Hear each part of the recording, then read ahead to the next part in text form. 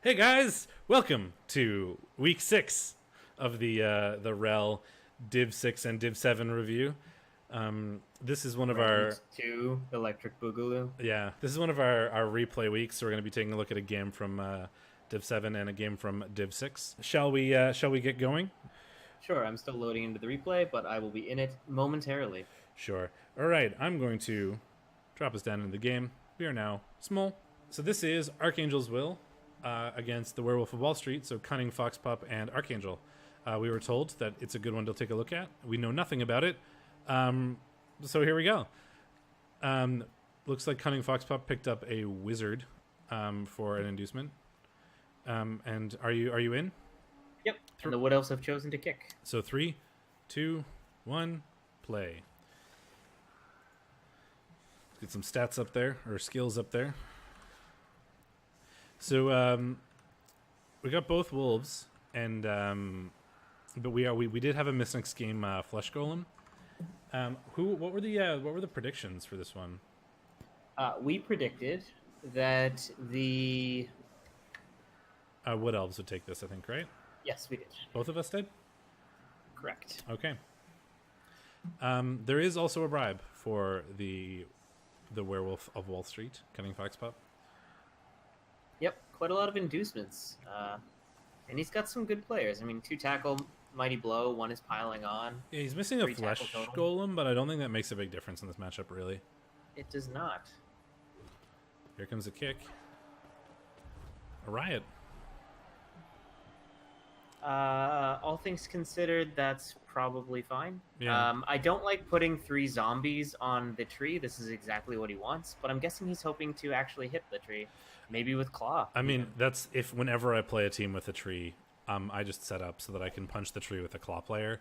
If you can remove the tree, like Claw is such a huge advantage there, and if you can remove the tree... He can't really get in here, though.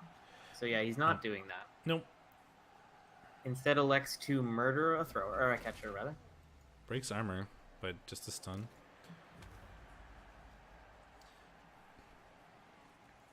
Might choose to try to wrestle the tree to the ground. I don't hate it on a red die. No, I mean, I would probably red die the tree. You don't want all 3 of your zombies stuck on him. That's scary. That's a scary pickup fail. Ooh, 1 in 9. Real bad.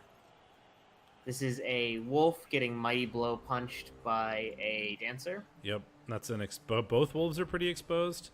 And the tree in particular, is the Mighty Blow one is about to get a real good smacking. Oh, for sure. Here it comes. Instant play. Finds the POW. Werewolf was fine, though. Yep. Starts flooding the backfield. Sensible. He is in range of the tackle werewolf.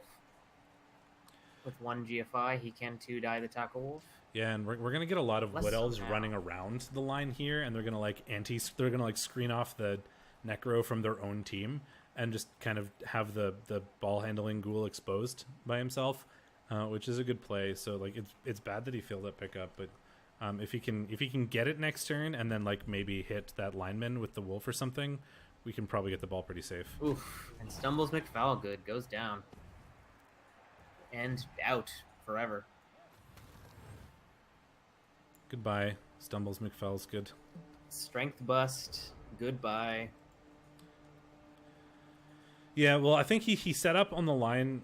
He set up the zombies there for the purposes of blocking the tree, but then he got both down with the flesh golem to keep the wood elf player where he was, so he couldn't push him back. Yeah, but he was never going to block the tree, which is why I don't like it. I mean, I think he was going to if he didn't get the both down there.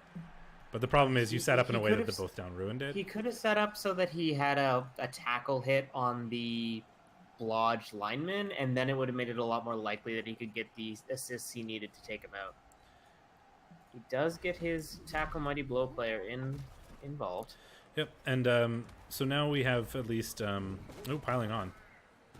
Ooh, gets results. That is on a wrestle, kick, dodge lineman. Very important. That's a good one to have out. The good news is the ghoul has plenty of movement to get somewhere safe if he can pick up this ball. The Wood Elves got some players through, but it's not... as long as this ball gets picked up, it's not the biggest threat in the world. So he's got it picked up. It is his strip ball dancer, and this is not a sure hand school.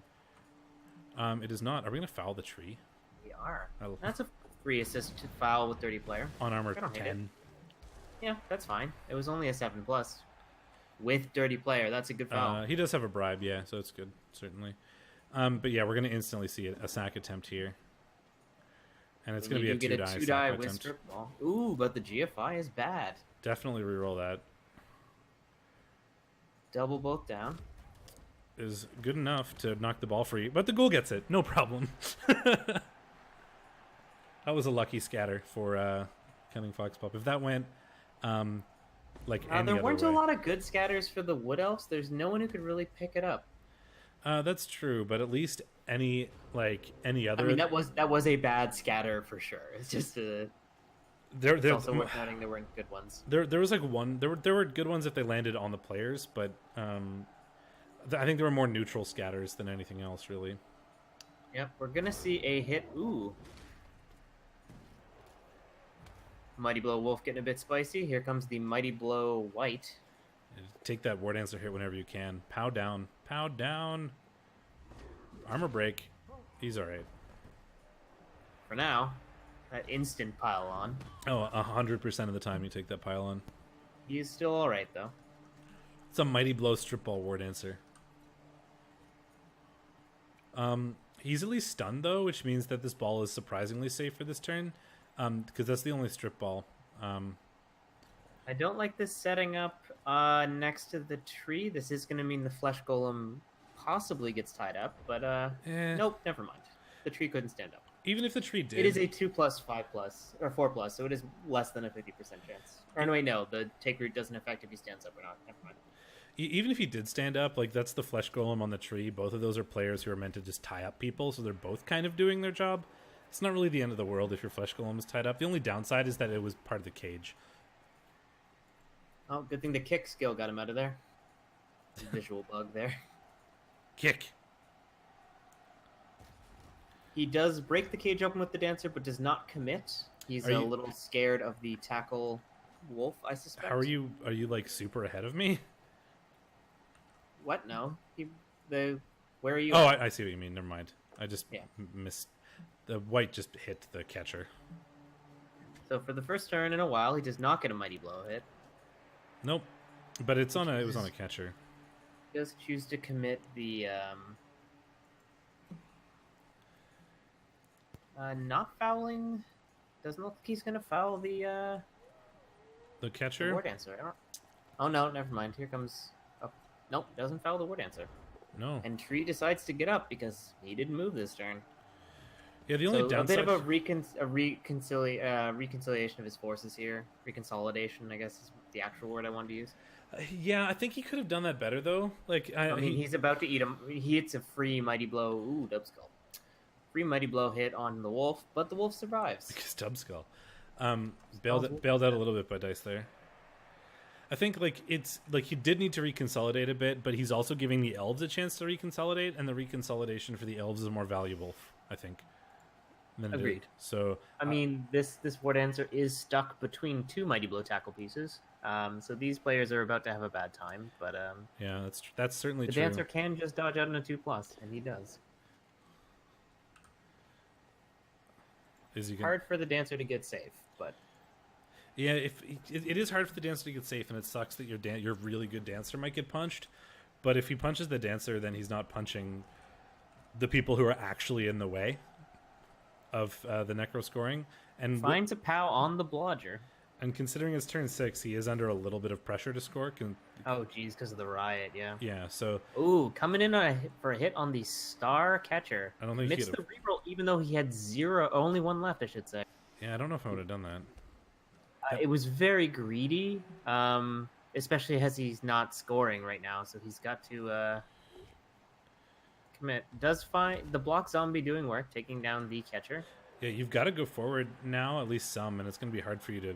That werewolf had a weird movement path. Oh, Dub Skull, but the ball is safe.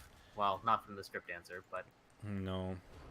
Nothing is safe from this Strip Dancer. The good news is you have both werewolves in a position where they can get a handoff and move really far forward next turn, but you're probably going to have to potato if you want to score now. Stand firm. Ooh, that was a re-rolled tree block. Trying to break the cage open. Does not get it. Yeah, well, yeah. That's stand firm doing a thing. Which is why, like, if you're gonna have a player stuck on the tree, the flesh golem is not the worst one to have, because at least he's not going to be anywhere else. Only pushes for Arkangell this turn, it seems. Yeah, not so many elves on this white. Yeah, I don't think I would have re-rolled the loner, but it's not the worst thing in the world. Boink. No progress from either team in the last like 2 turns. They're just sort of sitting here. Like, I'm gonna punch you and do nothing, and then you punch me and do nothing. Great. So now the Necro have to get someone in scoring position, and all of the werewolves and ghouls are kind of tied up. So we're gonna have to do something here. That frees up one wolf. So we could hand off to him and potato, but I don't know if that's the best plan. Ooh, I don't like the 1-die. Oof. 1-die skull. So I think what you needed to do was to block all of the good sidestep routes, blitz the dancer off so that he has to sidestep somewhere stupid, and then try to hand off. Yeah, hand off to the wolf and potato, I guess. This is real bad. I mean, it's not great, but you didn't have a great scoring chance even if you played that really well, because you would have had the potato with the wolf. I mean, mistakes earlier in the game led to kind of this being the scenario. Well, he's still got a wizard when he goes into the Wood Elves half, so if he can aim for he's not gonna score next turn, but if he can aim for some attrition, the Wood Elves certainly are gonna score next turn. Potentially. Barring some nonsense, the Wood Elves score, most of the time here. That's not nonsense. That's a really good scatter for the Wood Elves. Catcher can just run in, with the dancer rather can run in, scoop it up, and run away. He does. Yep, it's gonna be a 3+, but that's not unreasonable. Grabs it, off we go. So yeah, Wood Elves are gonna score here. So as the Necro have the lightning bolt threat they could use, but I don't know if it's worth it. Because I think the Wood Elves are still capable of scoring, even if you lightning bolt that war dancer. He does not elect to lightning bolt. You would have had to have also knocked down the catcher, and you don't want to commit the lightning bolt until you know the catcher is knocked over. So you could have tried to blitz the catcher and done the rest of your turn and then lightning bolt the war dancer. But it's not. I don't really like it. I don't think I would. He's got no one really to hit the catcher. No, I think I would just try to take as much attrition as possible here and accept that the Wood Elves are going to score. Okay, so he was going to try to chain push one of the wolves one step closer. Ooh, fails the dodge. Oh, well. Can't reroll that either. So we're just going to score here as Arkangell. Good half for him. Or a good result for him. No players are actually... he's only got 1 injury so far, and he's up 1-0 in his opponent's half. So we've begun the outscore the opponent's plan before they kill you. This is the first replay, Iron Adept.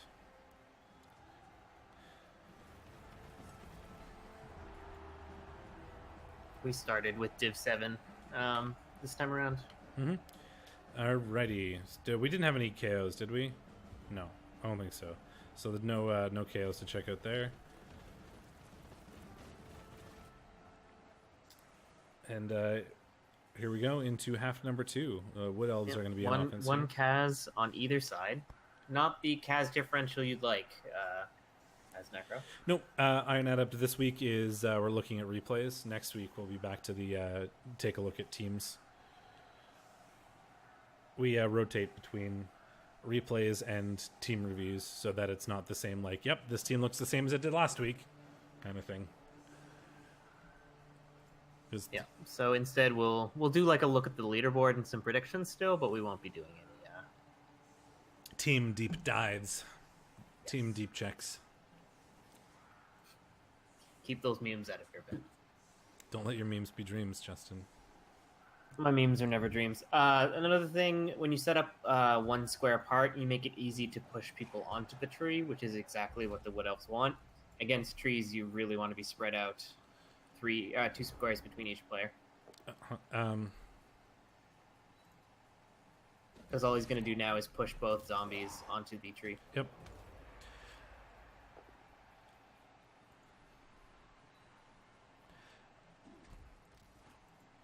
And now you got 3 players stuck up on the tree, which is exactly what Arkangell wants for that tree. He's probably not going to cause a whole lot of attrition with it, and it's very slow. It's going to be hard to keep up with the Necro team. So if it can tie up a couple players, it's 100% doing its job in this scenario or in this matchup, and that's what it's doing. Another Mighty Blow tackle hit on the Wolf. Gets nothing. My defensive alls over the course of the game as I remember what a Wood Elf is. Yeah, I understand the feeling. You're like, oh man, against most teams this is fine, right? And then the Wood Elves do a Wood Elf thing, and you're like, oh right, they're Wood Elves. I should have set up differently. I think Iron Adept, he was stuck between a fleshy, a ghoul, a rookie ghoul, or a white, because he has no bench. So. He could have used a kick zombie or the dirty player zombie, neither of which you really want on the line, though. The dirty player, maybe. Though yeah, that's a turnover, so there you go. Double skulls. Easy peasy. So that frees up the flesh golem and the zombie and solves that problem. I think I would have taken the fleshy there over the fleshy isn't that valuable in this matchup, and the DP and the kick both are. Yeah, fair, especially with the bribe. Do you murder the niggled? Yes. Oh no, you go for the. Oh, he's going after the catcher. He wanted to remove the scoring threat, I think, is the plan there. Didn't want like a super quick score. Like if the Wood Elves score and go 2-0 really fast, sure, you have like 6 turns to try and score, but then it becomes 2-1, which doesn't help.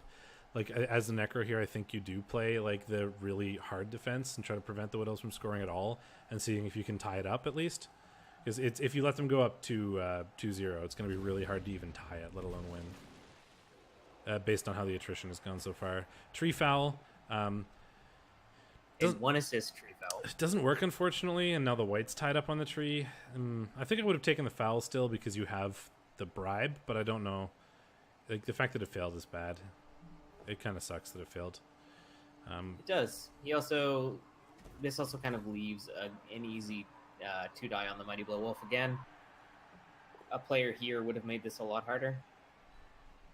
Thankfully, your wolves are made of steel. Zombies are not, though. They're made of rotting flesh and sadness.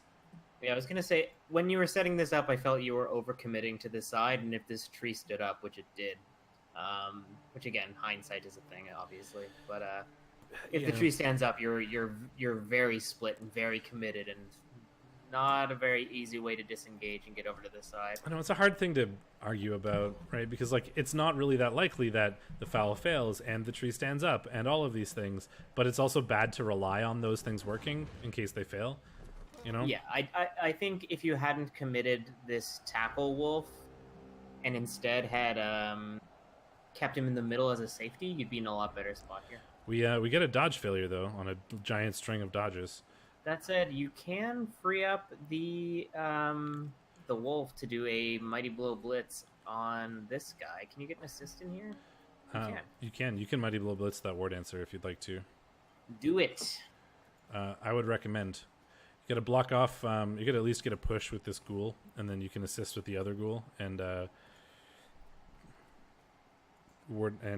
werewolf your way to victory. Commits the ghoul first and commits it in a place that it is a frenzy trap. It's a 2-die into a 1-die.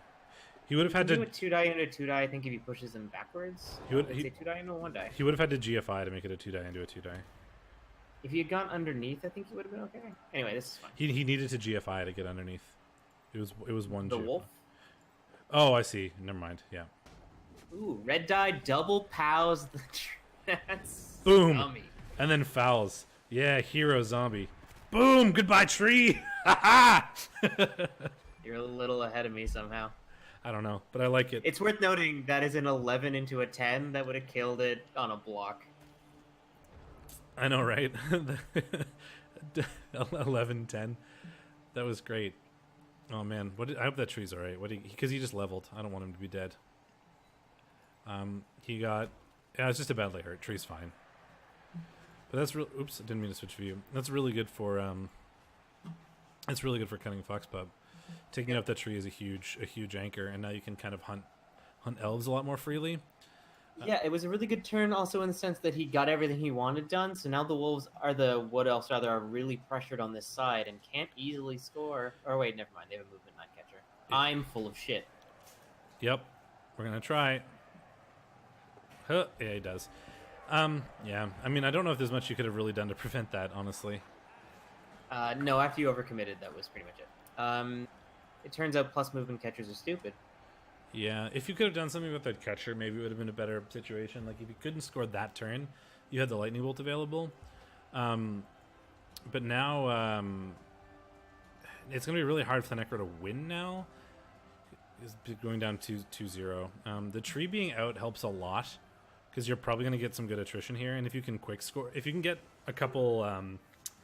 because you're going to get good LOS blocks now that the tree is gone. So if you can get some attrition there and quick score...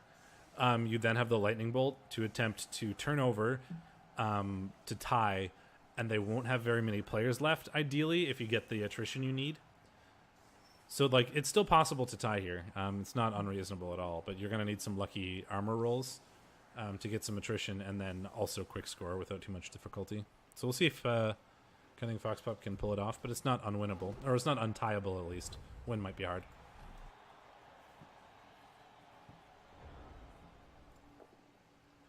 Start on the LOS blocks. There's a break. It doesn't accomplish any though. I know I'm probably ahead of you, but that's good because I don't spoil things because they see my stream. You're ahead of me, but I am being called away to do brief. Or no, I can't do admin work because we're gonna recap. In between this one and the next one, I'll have to like catch up to you. But that's fine. It's fine if I'm ahead because then it doesn't spoil things. The DP zombie just moved up. Yep, and now we got a white blitz coming up. Just the push, though. With the extra reroll, I would have considered greed rerolling that. Or did he already reroll something this turn? No, he did not. I would agree to reroll I think I would have agreed to reroll it, because you could have gotten a good piling on there, and you really... I also don't like pushing the blodge piece onto your DP zombies, just giving away a free hit. Yeah, and you really need attrition now. Like, the only way you win this is if you quick score and hurt a few elves. So I think you really needed to take the greed there and see if it worked out. Fails the GFI, but we reroll that. Why is he sending a white up the side? I think he's trying to, like, two-turn, and he's, like, putting scoring threats. Putting the white as a scoring threat. He's all in on this pickup now, though. If he fails this pickup, that's it. Yep. That was bad. Well, that's a war dancer with the ball. I definitely would have tried the pickup before potatoing the white, I think. Yes. Because you weren't going to pass this turn, and you really needed to have that ball in your hands, or else this could have gone badly. Oh, well, that's a GFI'd fail. But we re-roll it. Oh, Snake Eyes! Really fortuitous Snake Eyes. Wow, never punished. That's so good. Wow, you just got bailed out, man. That feels good. Or bad, depending on who you are, I suppose. Arkangel's probably like, yeah, man, this is an advantage. I can take an advantage here. And then Snake Eyes. Disappointing. But we're going to punch this catcher with the Mighty Blow piling on guy. We do knock him over. We pile on, I would imagine. We got a stun. Here's the pile. Still a stun. We do have... Well, you could score right now if you really wanted to. Not without some dice, but yes. You could have, if you used, you could have handed off to the Wolf and then Wolf done a short pass, which is still a lot of dice, but it's, I think slightly better than the, like, quick pass, sorry, than the short pass into score potentially. I'm not sure. I'm not going to do the math now without pausing the game anyway. Picks up the ball. Is he going to try a short pass to the white? He is. Makes it. And here goes the white into a. So we do that. We do quick score as planned, but we don't have the the attrition I think we needed, but we still have the wizard available. So if we can, if you got to wait for the right time. If Cunning Foxpop can wait for the correct wizard moment where he can really take advantage of it, he's got the right wizard moment is turn 13 on the plus movement catcher. Just instant lightning bolt the plus movement catcher. Fair enough. Kick zombie, sending it deep. Perfect defense is really good for the Necro. You're ahead. Oh, I'm sorry. There's the I kick. skipped some stuff to catch up. Okay, perfect defense. He's resetting up now. So he still has the wizard available, and if he uses the wizard at the white time, but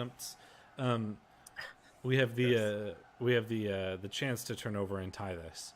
Not as much as attrition as you would like, but if Arkangell plays this safe, I think it's not too difficult for him to win or maintain his lead anyway. So I think it's up to him to make the mistake here to give Cunning Foxpop the opportunity to tie it. So we'll see what happens.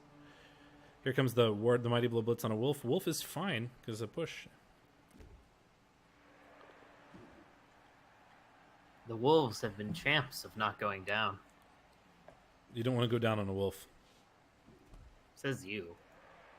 Don't be so narrow-minded, Ben.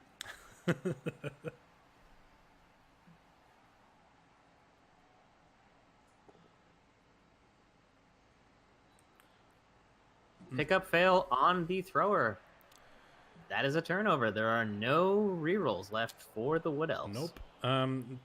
Scatter leaves the ball in a reasonable spot, though. It's not. I don't think the Necro have anybody who can actually take advantage of that. You do not. You can get wolves. They are going to get the wolves, in the backfield. You can get the wolves in the backfield, but you can't get them close enough to actually make it hard for the Wood Elves to do anything. Piling on, not really getting a lot of results. That is only a stun. I think I would have kept him on his feet and fouled, to be honest. But pause for like 1 second. Zombie gets a both down on the lineman, takes him down, KOs. Okay, pause for like 2 seconds. Wood Elf is now KO'd. Yep. Dirty player is moving up. Just to Wolf is wrapping around. Yeah, so he can dump the wolves into the backfield because they've got the movement to get there, but they don't have enough movement to actually make anything hard for the elves here. Like, the elves still have a 2+ pickup and then, a handoff into running to space if they want to. So you certainly put them under a bit of pressure here, but it's not anything they can't deal with pretty easily. Failed dodge there, but it does with dodge, so he's safe. Incoming War Dancer from downtown on the DP zombie.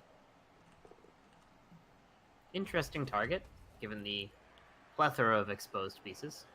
Yeah. Well, that's the only one the Mighty Blow could really reach, I think. Yeah, I know, right? Iron Adepts? Tell him to pause for like 10 seconds so that he can freely skip animations and not be ahead. I skipped intentionally because I was behind, but apparently I skipped. No, just don't. Well. If you're behind, it's fine because you won't spoil anything. No, it's not fine for me. I don't care about you. I care about the audience, man. That is rude and uncalled for. I'm a rude boy. Easy tackle, Mighty Blow hit right with the wolf here, and I think you take it. I think he's thinking about it. He is. Onto the War Dancer, yeah. Here we go. Finds the POW. Yep. Do we see an armor break? We do. Just a stun. The dirty player was not free because he was on the ground. You wouldn't foul a stun anyway. It's a Mighty Blow strip ball War Dancer. I don't know, you might. Especially since you yeah, especially since you still have a bribe on turn 14. Or did he use the bribe? He did use the bribe. He did, yes. Probably still would anyway. Tackle Wolf does work. Gets an armor break on the catcher. So the ball isn't actually under that much threat, but the Wood Elves don't have many options, right? All the players who are like capable of having the ball handed off to them are either not any farther away than the guy with the ball, or are marked up by 1,000 people, or on the floor. So like, the ball isn't actually going down right now, but it's also not going anywhere forward. Yep, and all of the Wood Elf players are extremely tied up, which is great for the Necro. And the Wood Elves aren't really going to score right now, and we have the opportunity to get something done here, I think. The Wood Elves are just going to screen off and hope that's enough. Ooh, they get some lucky dodges down below. I guess with dodge, it wasn't that unlucky, or that unlikely, rather. Unless we mark up this wolf, which we don't, We have a lightning bolt into a hit on the ball if you want. I take it. Will lightning bolt the sidestep dancer? Yeah, you could lightning bolt the sidestep dancer and hit the Lightning bolt fails on the ball. Never mind. Well, there you go. I was going to say you could either lightning bolt the dancer or the ball and then try to get it with the werewolf after blitzing the other one.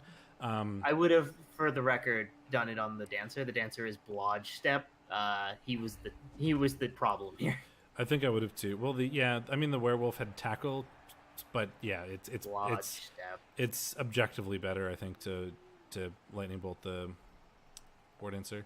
But that's so unfortunate that didn't work. That could have been a tie right there. Dead. Goodbye. That's on the star catcher. Oh, brutal. Brutal. Dead into dead. Rip. F. Goodbye, amazing catcher. Hello, brand new zombie. And hello, kitty. Say hello to everybody. I mean, I just think it's better to bolt the blodge piece and then hit the non-blodge piece with a blitz. You're much more likely to knock the player over if he's not blodge. Goodbye, star catcher. Man, that sucks for Arkangell, but that's great for everybody else in this division. He is perhaps undercommitting to this catcher, who is a scoring threat. I would like to see two people on here. Kick the war dancer. Nope. But why would you blitz nameless? Lightning bolt is a mighty blow hit. You don't need to. Here's the pass. Holy shit, that pass! Oh my god! Oh, and he catches it. And makes the dodge. Oh dear. Failed lightning bolt into super pass, into making it 3-1 instead of 2-2. I like this. Yes, but if you bolt the blodge piece and blitz the ball, you more often than not get two mighty blow hits. I mean, you are less likely to get two mighty blow hits if you don't bolt the blodge piece. It's fine. Whatever. I think it's more likely that you score if you bolt the. You're more likely to. I think you're more likely to score if you bolt the war dancer, because you need to blitz that war dancer out of the way to get the war dancer or the catcher. Either are fine. Any hole in the screen. But yeah, you needed to blitz somebody away to get the werewolf through to the ball, and I think you'd rather have the werewolf blitz the ball carrier, because then he's already near it and he has the chance to catch the ball from the scatter, for that matter. Yeah, that was a 4+. That was a 4+ pass with pass into a 3+ catch with catch. Actually, that was not even that unlikely. Stupid wood elves. It's just cool. Although you traded your star catcher for another touchdown, I guess. Setting up for the one turn. Not that it really would make a difference. Would not. It would if you got a blitz, potentially. Well, pitch invasion ends that. Rip. I mean, also with no grab, it means you have to do wolf blitz or wolf dodges. This is a frenzy trap. Or no, it's not. Never mind, it's a catcher. Well, rip one turn, I guess.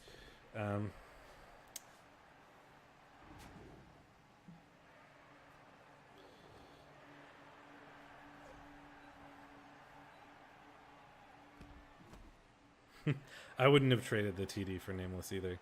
That really sucks that he died, man. But everybody else in your division is going to be happy about it, because that guy was terrifying. Fleshy failing a GFI in the closing moments, of the game, and fails the pickup.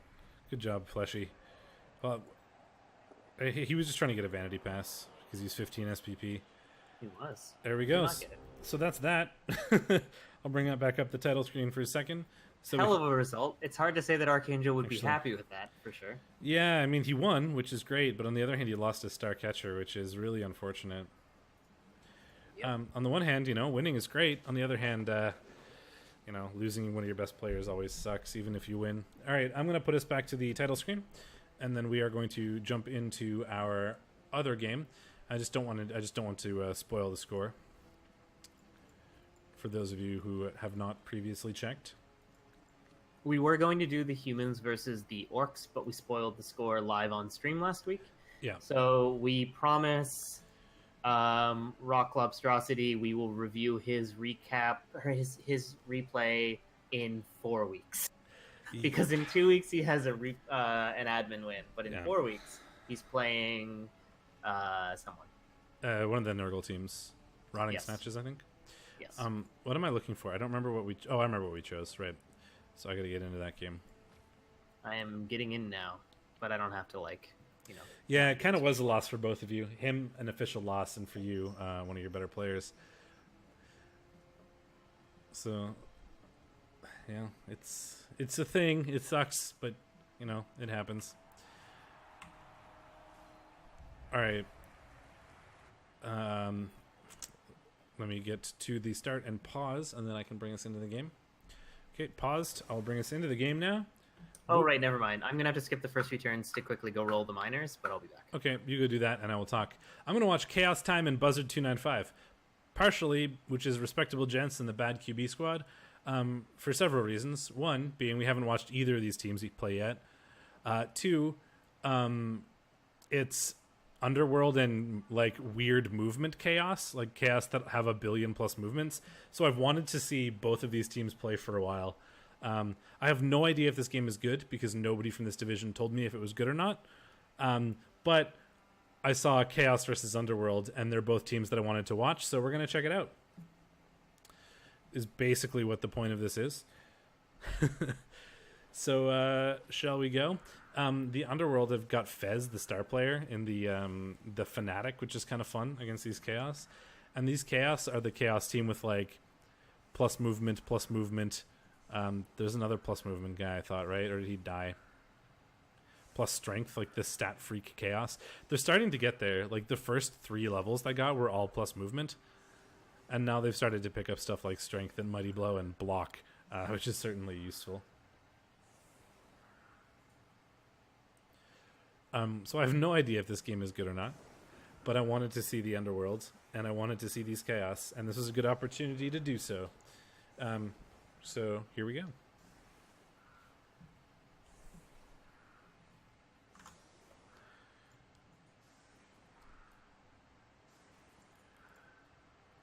Make sure that my stream still looks good.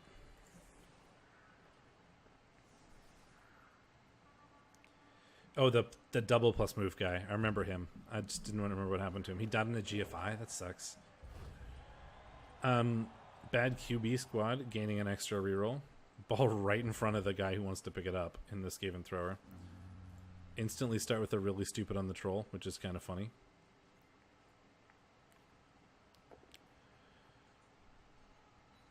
Here goes Fez, though. Oh, we get another shot at these guys.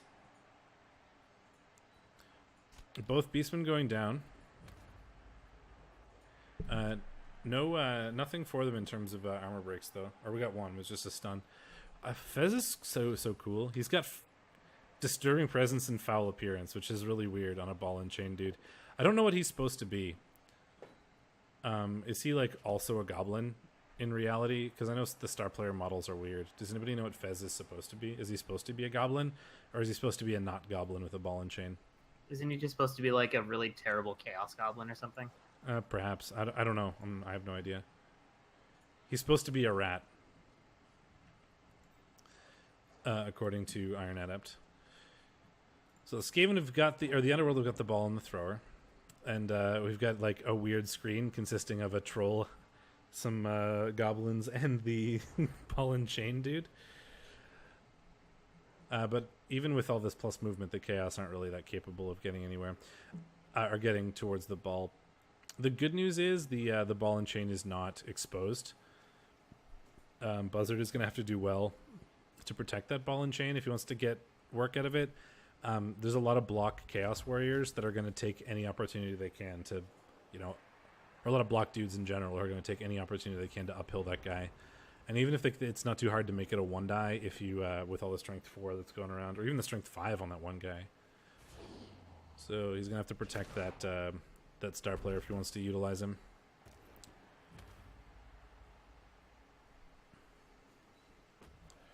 Couple stuns so far, but nothing. Oh, never mind. Couple stuns and then an injury. Just a badly hurt, and it's just one of the rookie guys, thankfully. Oh, now we get to hit the Chaos Warrior, but it's just a push. And what was did he turn around? Oh, he did. Rip Fez. Oh man, no, you can't take the both down there. Why would you take the both down? You just sent your own dude off. I mean, I understand what he was doing there because this position was really bad. If he was here, he was going to get punched anyway. So he tried to go back this way, and then he hit his own lineman, and he took the both down so that he could wrestle and not have to eat the armor break. But because of that, you got your dude sent off, and he's not coming back unless you got a bribe, which you don't have. I don't know, man. That is a Wrestle Horns lineman. That's not an easy call to make, honestly. Do you take the wrestle and lose the dude, or you take the armor break and your armor 7 guy? It's not. I guess it also doesn't end your turn. It doesn't turn you over, I suppose, which is the other big thing. That's just a really bad.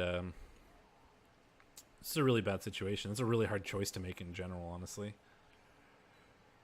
So we got a mighty blow coming in from the Chaos Warrior on the thrower. We do break armor, but he's okay.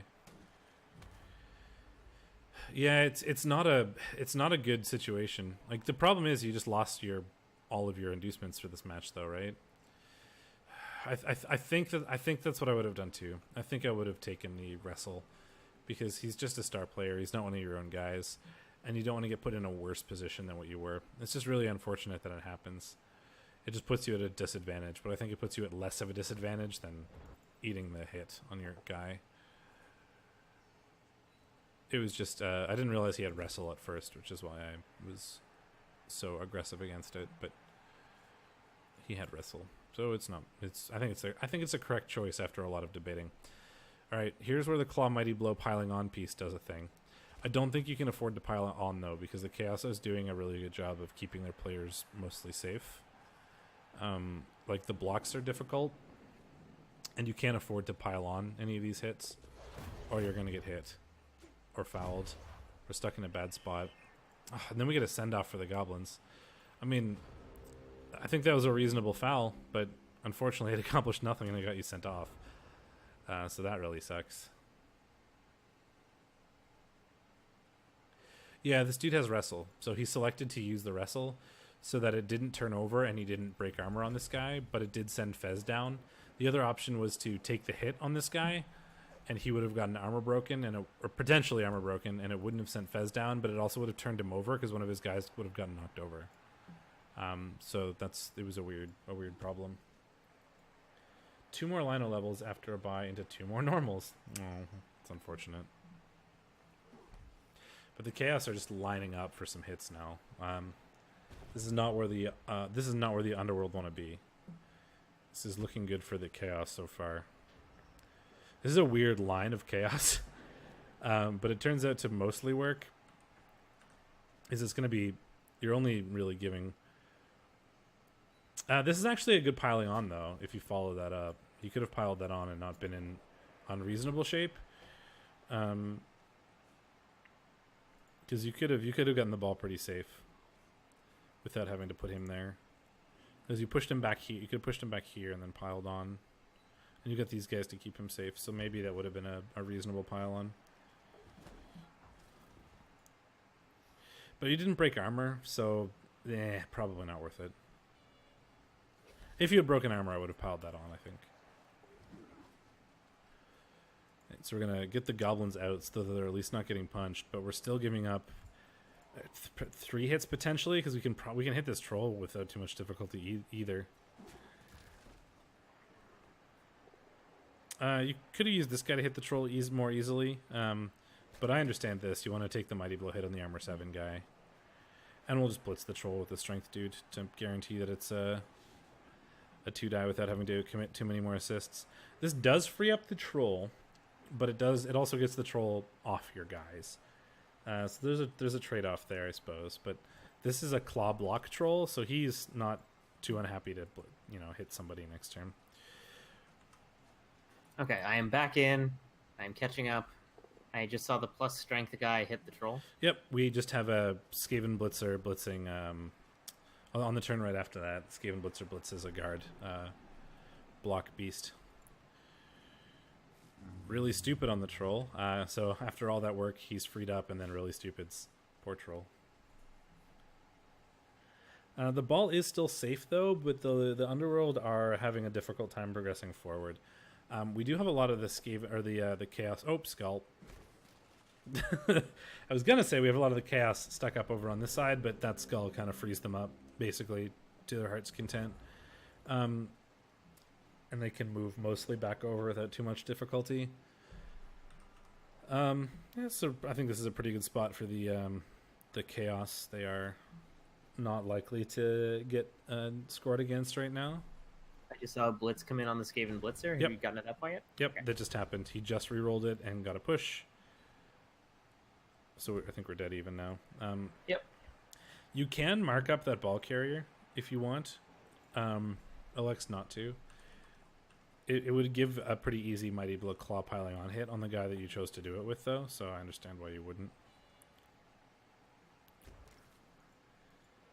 And we're just going to make, like... foul coming in on the Wrestle Horns Goblin. Who needs a screen when we can just put a line? A line is better than a screen, right? If they physically can't move past you. It works on things like Underworld, that's for sure. Just a stun, but a stun means one less player capable of doing a thing. Yeah, he's going to look to switch sides, I imagine. Oh, well, he's got to do something. It's turn 6, so...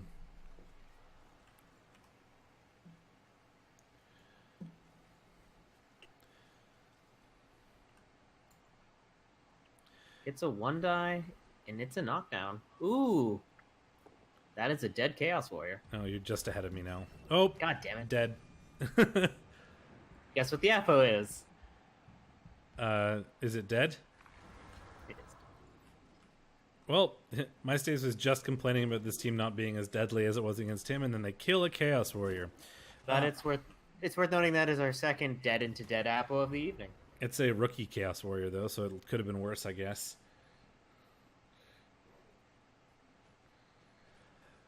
I do animations for both because I like flinching as the animation appears when I'm actually playing the game, and the animations are fun for when you're... You only have armor break animations on, though. Yes, of course. Otherwise, yeah, it would be sad. Yeah, I like to have the animations on for streaming, and I generally leave them on for... Ooh, armor break on the Blitzer. Into an injury. Broken neck. Injured.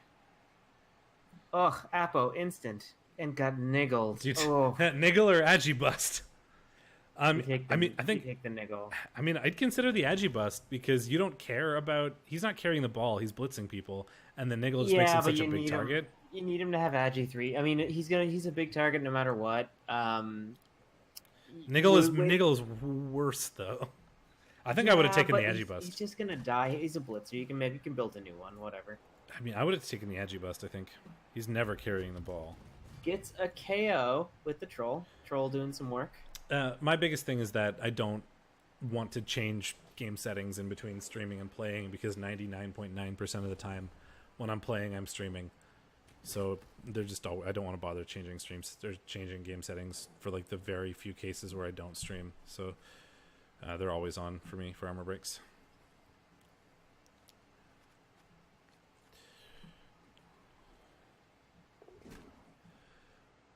Well, we are down a few players for the Underworld, but the Chaos are equally down, really, at this point. He's going to try some sort of spicy handoff pass play next turn, it looks like. He's setting up some scoring threats. Ones that are unfortunately easily dealt with.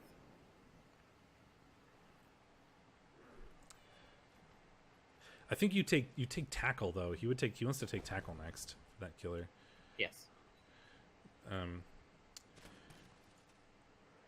Ball is still like safe, but I mean it's going to be hard for them to score. I think his only option right now is a pass to a goblin, which is not great considering that goblin is very likely about to get 3-died. Oh no, he already blitzed, so he's not going to. The goblin is going to have 2 tackle zones on him though. So it'll make the catch hard, but the dodge doesn't matter. But it's that's a 5+ catch if he elects to do the pass play here. He's going to, I think. Ooh, goes for the knockdown. Greedy reroll does cost him. Oh, he's just going for damage. I think. I do not have a laptop that actually is capable of doing much, but it's more so that I think I've streamed every single game of Blood Bowl that I've ever played online. Intercept by a Chaos Warrior. Oh, did he? That was a really hard pass. Did he make the? Or the intercept happens first. It does, yes. It is a 6+ pass. Or no, what was it? I think it was a 5+. You don't get to see because the intercept happened first. Yeah, the intercept happens first. But he got the 6+ intercept, which is really funny. Not that it matters, but it's funny. It's funny. Yeah. Not exactly what he had in mind when he said I need to roll a 6 here. No, you didn't want your opponent to roll a 6. Every single game of Blood Bowl I've played online against another human being has been streamed, though, so it's very difficult to change game settings when it's for different things. Oh, Chaos Time is in chat, and he says that gave him the level up on the Chaos Warrior. Oh, it certainly did. Fortuitous. I love that. I had a Rotter level that way once. And then he died shortly afterwards, but such is the way. I believe it was a 6+ pass into a 5+ catch. I think so, yeah. Because it was... No. It would be a 6+ catch because it's in the rain, right? If you're me, that works every time. 6+ into a 6+? That's what happened to me against the Chaos Dwarves. Except he failed the 6+, he got a 5, and then it just scattered into the hands of the guy that needed a 6+ catch anyway. Wait, are you saying that's your second plus strength Chaos Warrior? It's disgusting. He's got 2+ movement Beastmen, and he had another one that was double plus movement, but he died. Well, the plus strength one, the newest plus strength one is niggled, so double niggled. So I remember when I saw this level up come up in the REL chat when I was like, the double niggled guy rolled plus strength. I mean, he's gonna die. Like, someone's gonna look at him funny one day, and he's gonna just like burst into flames. That's still 6 stat ups on this team though, which is ridiculous. I mean, it's worth noting. I don't think taking 4+ movement is a good thing, but it's certainly funny. It's just like it slows things down too much. At least you have strength 5 Nurgle warriors that can get tentacles.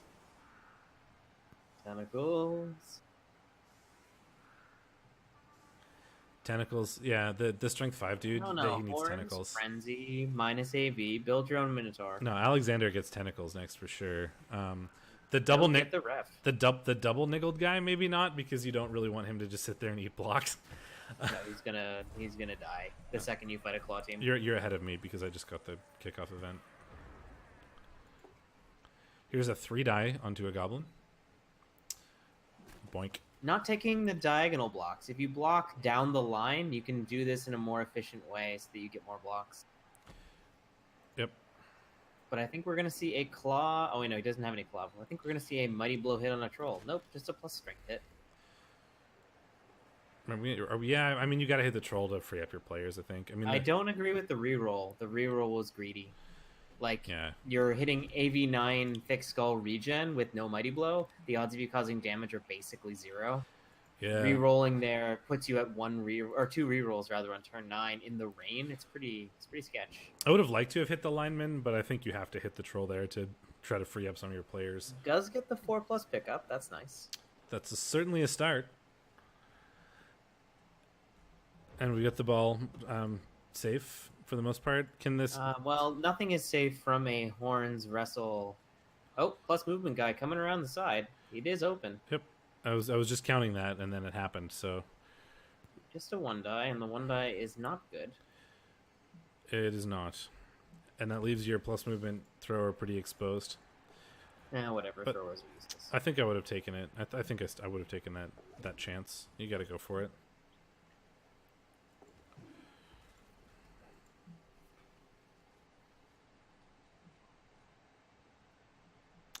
That is true. He could have set up on the. He could have done the LOS blocks in a better way. Certainly, this is what we were talking about.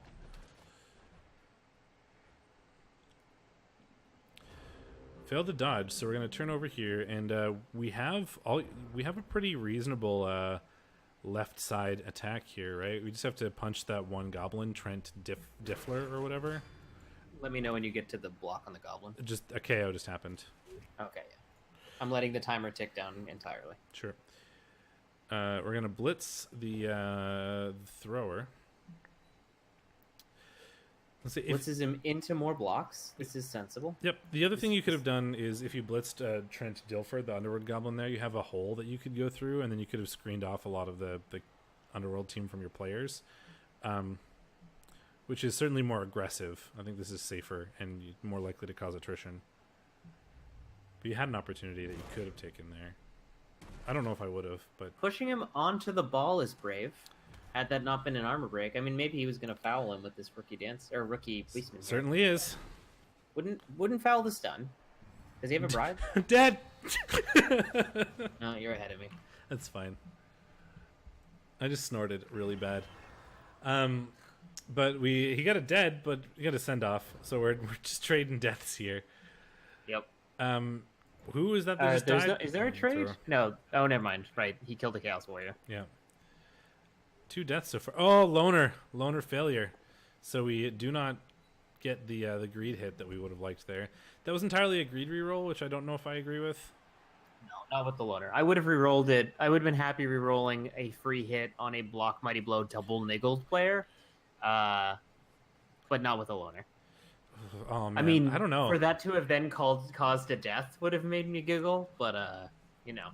It would have been really tempting to do though, man. That's block claw, and even if loner failed, all you're really doing is wasting a reroll. And if that worked, that would have been so good. I don't. You often need rerolls. It turns out. It does, but I don't know. I mean, I would just hit him every turn until the end of time. Yeah, that's true. I mean, I don't know if I hate it, but you're gonna get another shot at it. There's a reroll. More rerolls and a dub skull. Well, that greed. Punished. All greed is not working this game. Every greedy thing that these guys do just keeps failing. Which is weird because if you had just taken the push, you got another hit with this tackle piece here. Yeah. You boys and your greed. Trying again. Here we go, troll. On the Beastman. It is a 3-die, and he does get the knockdown. Mighty Blow Claw KO'd. And KOs. I like this troll a lot. The troll is why I love this team. It's disgusting. It's got tents on the ball. What's not to love? It's block tentacles claw. Like, I love this troll. We are going all mans, boys. All mans with Underworld usually ends in one very particular way. Those guys being dead? Yes. I mean, so we can also just hand off. Like, the thing I always forget is that Chaos Warriors are not Nurgle Warriors and that they're Agi 3. So this is like, you can just hand off to that strength dude, and that's a block strength guy with the ball, which is, kind of safe. You can just also 1-die. Yeah. Well, handoffs in the rain are hard, right? Oh, that's true. I forgot it was raining. So it's a 4+ handoff. Ooh, going backwards though, losing ground on turn 12. Yeah, you gotta be a little worried about the timer here. Yeah, he's losing. He is attritioning pretty hard though. Like the other guy's losing goblins, or losing players, I guess. Not this turn. He only rolled pushes, and the ball is exposed to a blitz here. It's going to be a 1-die, but that is a 1-die blitz on a player in the rain. Every time you knock down the ball, yeah, and he does. Yep. Forces another 4+ to pick it up. Don't re-roll that. Even with extra arms, it's a 6+. But it does scatter in a way that it's still in a tackle zone, so it's going to be difficult to pick up. But not if you roll a 6. Nope, got it. Okay. I love easy game, easy life. Go thrower. Yeah, man. Every and then is that a turnover though? No, he's gonna reroll it. Doesn't matter. No, it doesn't. Every time you knock over the ball, that's a pain for the other team. And now, not only do they have to remove the ball from you, they also have to pick it up afterwards, if they have a hope of winning. This may have just the fact that there was no forward progression by the Chaos last turn, and this pickup working, means that while the Chaos have a really easy time here of knocking over that thrower, I think they don't have an easy time of then scoring afterwards. So that move he didn't need to commit this piece here. I think he needed to start moving up scoring threats. Yeah. Now you're out of rerolls because you took so many greed rerolls. Both of you. You do need to reroll that one though. You do, but you didn't need to roll the other ones, and now you have nothing. I suppose that's true. I'm just making a point that sometimes greed does not pay off. I mean, it's called greed for a reason. If it works, it's good. If it fails, it's generally not good. I think there was altogether too much greed. I love it. So though. now we do not have a lot of forward progress, and we're not collecting the ball this turn. No. If the Underworld can pick this up and play keep away, we could see a 0-0 tie. Yeah, that's not unreasonable. And that's how the Underworld, I think, are going to try to play this. It's going to be hard for them to... I mean, it's possible for them to score. That doesn't help. That does. No, the reroll does. Oh, and that armor break is huge. Oh, that's really big. So now if this thrower can dodge out... you have no reroll, which is kind of scary, but he can dodge out onto this ball. Oh, and he gets it. Oh, tripwire! Oh, no, tripwire! Oh, that was so close. And then scatters out. Does this go really far? Pretty far. If that had gone farther... It's still an amazing scatter for the Chaos, who can easily collect this and run to space. Well, easily. It's in the rain and they have no rerolls. Yes. Wow. Every time we say that, I feel a little more vindicated. Well, we're going to Mighty Blow hit this rat, and then we're going to try to pick up... No, we're not. We're going to Mighty Push him. Why? Don't push him there. He's going to 3-die him. Though he's 3-die him... Okay, that's fine. Worked out. Got the armor break. Another really clutch once again, that was greedy, though. You could have pushed him directly off the guy that you wanted to pick up the ball with. You wouldn't have gotten a 3-die, but who cares? You had a better chance of... If that 3-die failed... Pick up is a fail. Though it's a 1. It would have failed, Anyway, or regardless of rain. Oh my god, I can't believe that the Underworld almost won this, and they failed it by a 2+. It's so brutal. I know. I really... that was a hero play, He really deserved it. He did deserve it. I love that. That was such a good shot. All right, well, we're going to try again, right? No, we're not going to get the 5+ pickup, it turns out. Nope. But he did scatter the ball 1 square further back, making this all the harder. Chaos needs scoring threats this turn. The Underworld are doing a good job of making this hard for the Chaos, certainly, despite it not going their way. Yeah, we gotta get some scoring threats down there, and currently there are none. Chaos concerned about losing the game. Yeah, I think though they blitz in such a way that they can't clear the ball. Nope. They could have blitzed upwards to kind of make this a little easier on themselves. Do not find the POW. No, I think that could have been played better. Even worst case there, you could have tried to you could have scattered the ball anyway, even if the dodge failed. But I think that's game. I mean, it's well, certainly... I think the Chaos went here, instead of trying to win this, they're playing for the... They're playing for the draw. Yeah, they're not trying to win. They're trying to prevent that. Oh, then the troll, really stupids. No. That's like his 3rd turn in a row of really stupiding. Oh, the Goblin was so close. Oh, he almost got it. Oh, Goblin, what a hero. Was that a 6+ pickup? I think it was. It was, and he got it. Oh, man. I'm glad we watched this game. Yes. And see, we watched it specifically because people told us to, so let it be known. If you tell us you have an interesting game, we'll try to watch it. Yeah, the Chaos were definitely... They didn't put a scoring threat in there. They just put as much as they could to try and prevent the Underworld from winning. I think that makes sense. Like, it was more likely to prevent the Underworld from scoring than it was for you to score. It's like, do you take the 90% at a tie? Yeah, but I don't think they had to really sacrifice much safety to put 1 scoring threat forward if they had blitzed the ball differently. Yeah, but that's fine. Well, I mean, anyway, let's see. Can the Underworld pull out a heroic victory? I think it's like a 90% at a tie versus like a 50% of the win or something. Oh, no! You're ahead of me. No, don't spoil anything. Oh, he's got the ball. What a hero! Oh, he fails the dodge. This Goblin was a hero. This Goblin deserves praise and booze. Oh, poor Goblin.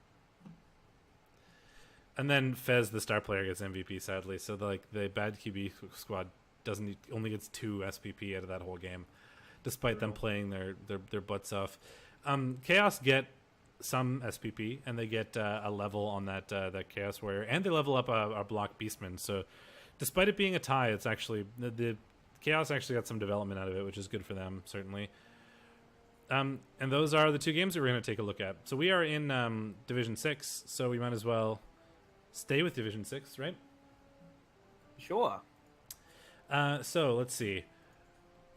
We had Orcs versus Wood Elves, all Orc, no play, versus Foul Targets. We predicted the Orcs, both of us, and we were correct in that it is 2-1 for all Orc, no play over the Foul Targets. Catcher picks up MVP, almost levels him.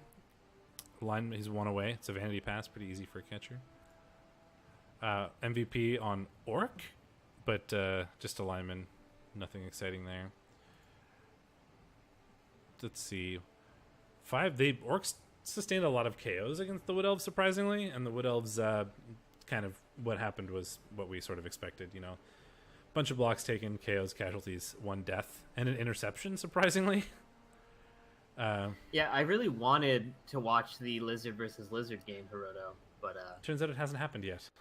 it's happening right now, apparently. Oh, cool.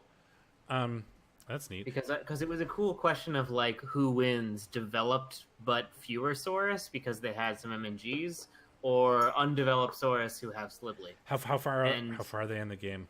We're not watching the game. If they're like mostly done, we can watch the last few turns.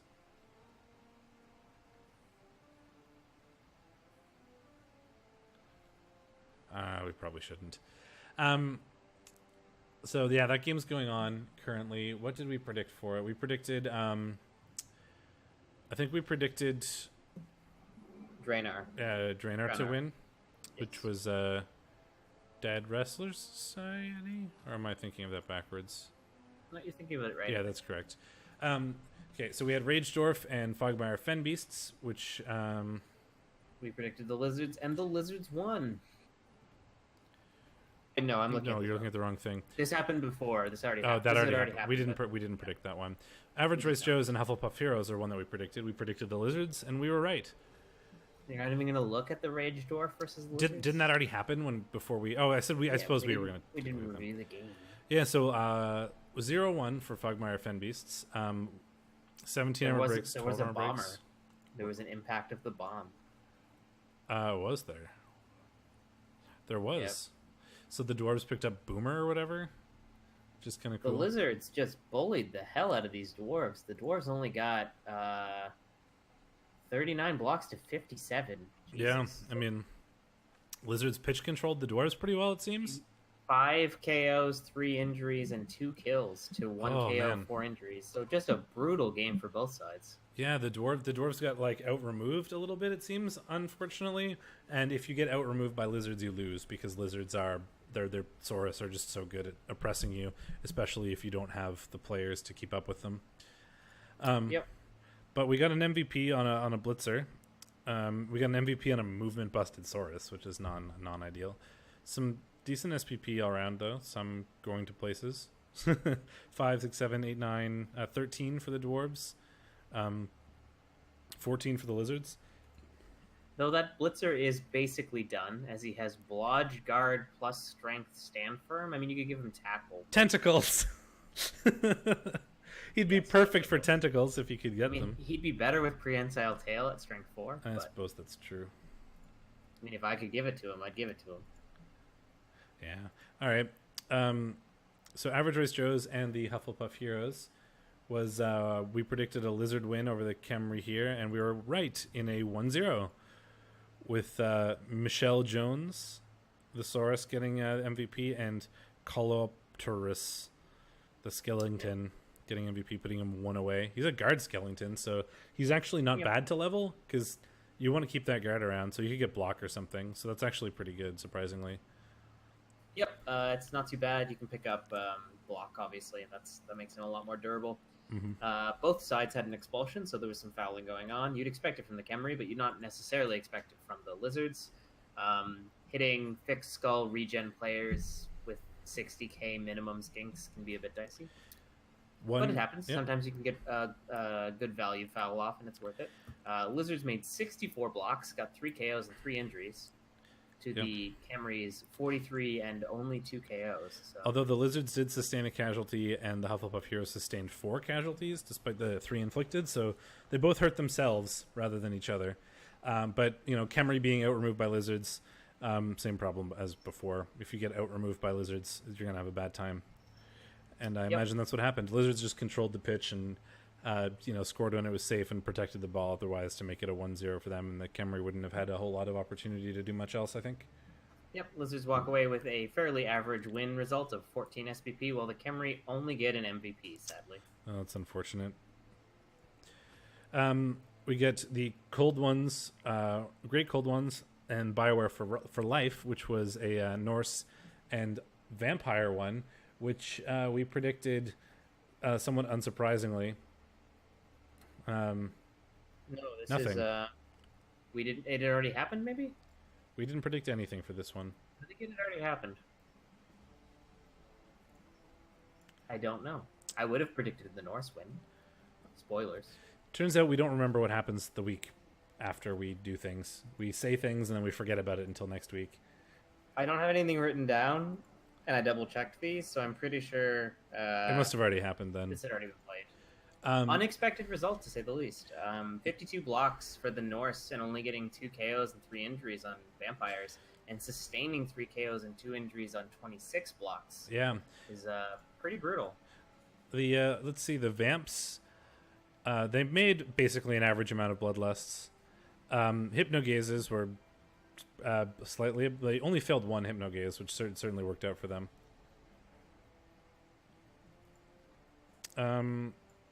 So yeah, the Vamps, like, it looks like a fairly even game. Like, the Norse blocked the Vampires certainly a hell of a lot more, but, kind of even sort of ball possession numbers, similar, like, yard running numbers. Yeah, it looks like some cruddy blocking dice for Eyes and Mike, and some decent ones for the Vampires, certainly. Yeah, those blocking dice wouldn't help. Did we get any, like, skull turnovers? Weirdly enough, the Vamps had atrocious armor rolls. They just didn't break. They failed 60% of their armor rolls.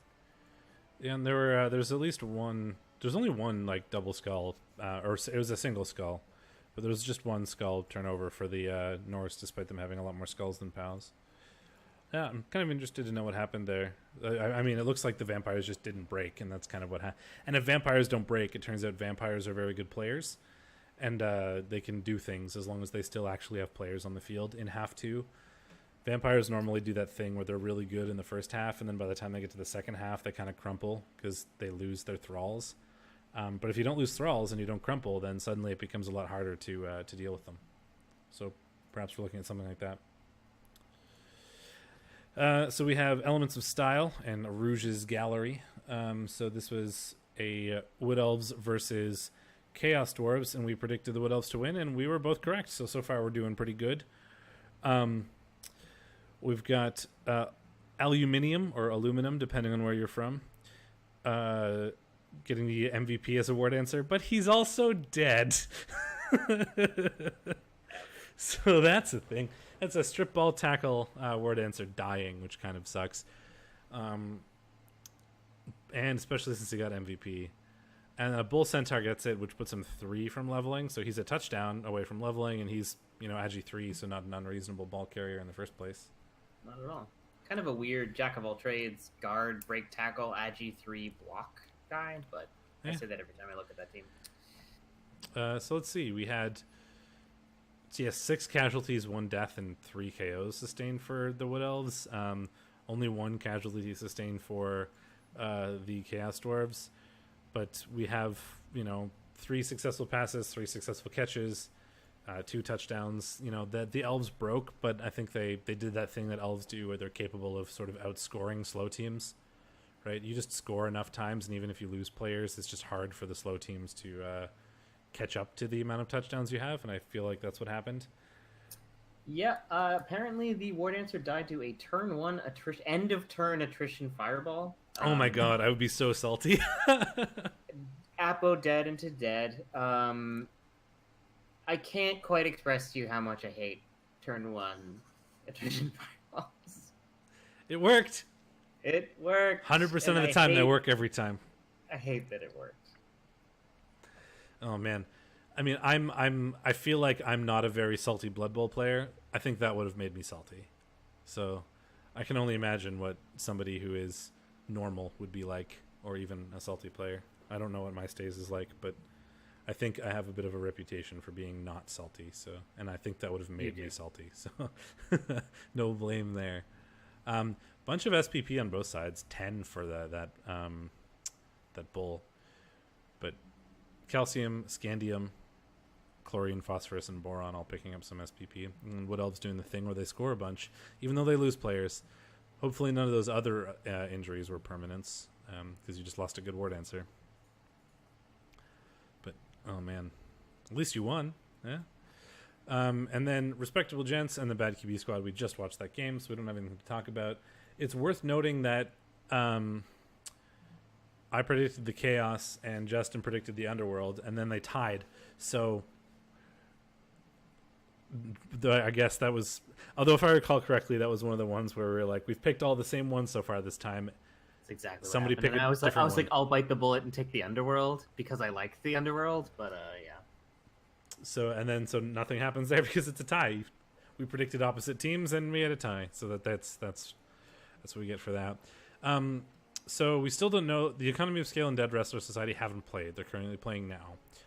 But so that does make predicting the all work no play and Dead Wrestler Society game a problem. Yeah, well, I'm just gonna look at the leaderboard quickly. So I want the best thing that can result out of that is 3-2-0 for the Dead Wrestler Society, which does not put them at the top of the table. It puts them in third, because Elements of Style and Average Race Joes are tied for first with 4-0-1 currently. So running away a little bit, but we've got Rage Dwarf, All Orc No Play, and then potentially Dead Wrestler Society, who are actually the only undefeated team so far in this division. They're 2-2-0.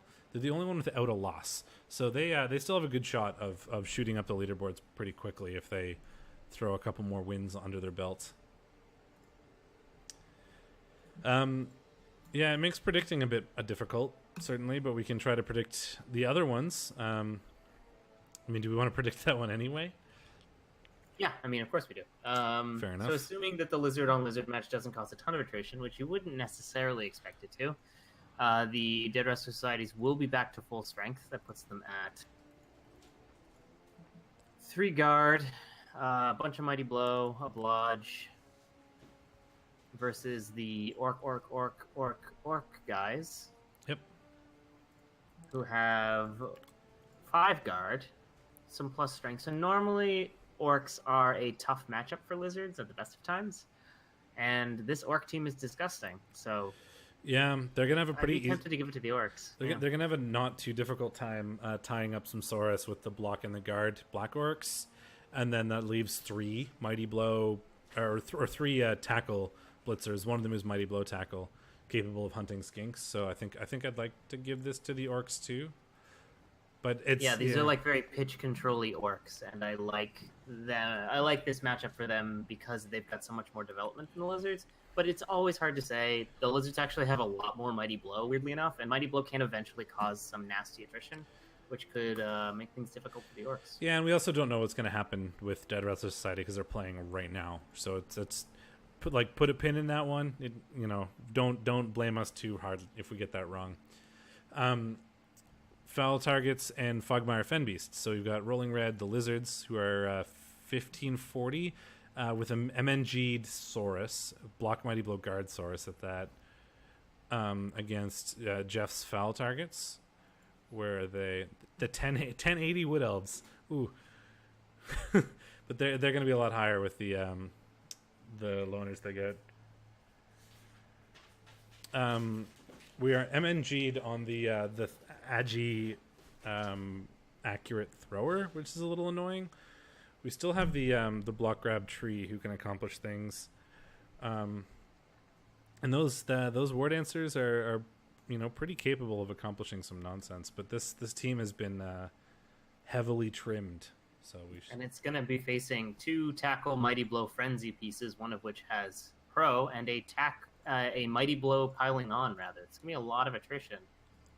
More attrition than you'd expect from lizards, certainly, though Rolling Red does have an MNG on one of his many Mighty Blow source. Yeah, this is not easy. Does Rolling Red have any good skinks for carrying the balls? He has a block skink. And foul targets, what do they have for war dancers? They do not have strip ball, actually. So no strip ball versus lizards with this much mighty blow. I would expect this to go to the lizards, which is not a call I'm usually making, but No, like my heart wants to predict Jeff here, but I think my head tells me the lizards. Like, you've got some players that are certainly really good, but they're not necessarily really good against lizards, and they are not. And you're down quite a few players here. You're gonna have a lot of loners. that is exactly how I expect a lizard on lizard matchup to look. Just a fucking hot mess of Saurus. Yep, just a giant block of like cold-blooded lizard flesh. Yeah, so I'm gonna predict the lizards, and I feel like I normally wouldn't here, but just because of what the state of Jeff's team currently is, like it's a good team still against most teams, because you still have good players, and good players in the cases where they matter. But I don't think these are good players specifically against lizards, which is what you're going up against. So we've got Economy of Scale and the Hufflepuff Heroes. So we're going to have another lizard on Khemri. So this is Furl's Lizards, 1410. The very undeveloped Saurus, and an MNG'd Block Skink. And then some Khemri, who are, Khemri. They've got the Tackle Block Tomb Guardian who can go skink hunting, even though they're double his movement. More likely, the Blitzraz will probably skink hunt. I don't know. They probably will, but these are very underdeveloped lizards that are still 1410 versus 1720. 1720. So they can get Slibbly, which will help a lot. He's going to be playing with Slibbly a lot in the coming games. It depends on how his game right now turns out in terms of. Oh no, he's not going to have Slibbly because he's going to have his block at AV busted 130. Oh right, because this is one of the teams that's currently being played. Yeah. Yeah, it'll put him back up to 1540, which is not enough to get Slibbly. I'd give this to the Khemri, to be honest. Yeah, so like the Saurus are kind of undeveloped, but the unfortunately the Tomb Guardians are also sort of undeveloped, other than the two that are really developed. Yeah, but Tomb Guardians by themselves are pretty good. Yeah, it turns out Strength 5 is kind of good. Yeah, and then I think the Blitzraz are going to be able to do quite a lot of work. So I think I want to give this to the Khemri. I mean, honestly, I want to give everything to this Khemri team because they're my favorite team in the world. So, yeah, Khemri. I was going to say Khemri before I even looked at the teams, and then I started thinking about it more. But those Khemri are my favorites. Ragedorf and BioWare for life. So we've got Ragedorf, the Unseen Walkers dwarf team, and against Vamps. That's a lot of mighty blow. That's a lot of guard. That's a lot of block. Like, dwarves are made to play the attrition game, and vampires are made to lose the attrition game. Yeah, I mean, I give this to Vamps all the time. You mean dwarves? Yeah, that one. Did you predict Khemri as well? Yes. Sorry, I'm getting distracted. No, it's fine. I mean, yeah, we saw that this Vamp team was certainly capable of drawing when we weren't expecting them to. And they got some wrestle and dirty player and stuff lying around, but like dwarves play the attrition game and vampires are bad at the attrition game. So I think I want to give this to Ragedorf. Hello again, Kat. Average Race Joe's and Rouge's Gallery. I'm going to need you to move so I can see. Say hello to the people at home. And now go away. This is the extremely claw-happy Chaos Dwarfs. Chaos Dwarf team versus the... Which one is this? Sorry? Which lizard team? Average Race Joe's. Yeah, which lizard team? There's about 1,000. Yeah, I agree. So, tough game for Average Rice, but he does have a good lizard team on the go. Yeah. His Agi Skink just leveled. I wonder what it got. I wish he had given it. It's like the most... rolled it. Oof. It could go either way. It's really tough, and it really how much depends is Slibbly? 250. Okay, so he can't get him currently. I mean, he can. He's got 150k in the bank, and I would get him.